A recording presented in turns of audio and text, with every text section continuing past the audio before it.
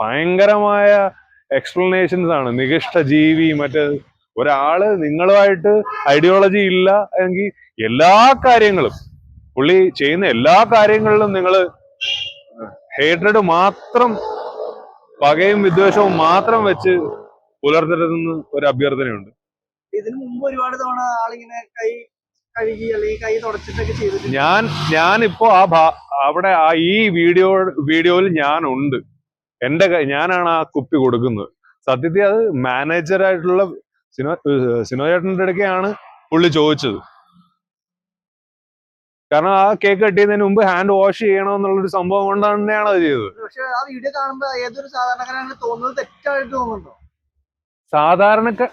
എടോ അത് അങ്ങനെ ചെയ്യേണ്ട കാര്യം എന്താണ്? അത്രയും അത് അവിടെ എന്താണ് നടക്കുന്നതെന്ന് അറിയാത്ത ആൾക്കാരാണ് ഈ കമന്റുകൾ മൊത്തം ഇട്ട്.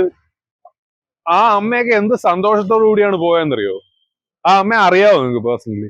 എനിക്കറിയില്ല. അറിയാമെങ്കിൽ നിങ്ങൾ പേഴ്സണലി വിളിച്ച് ചോദിച്ചു നോക്കും എത്ര സന്തോഷത്തോടു കൂടിയായിരിക്കും അവർ പോയത്.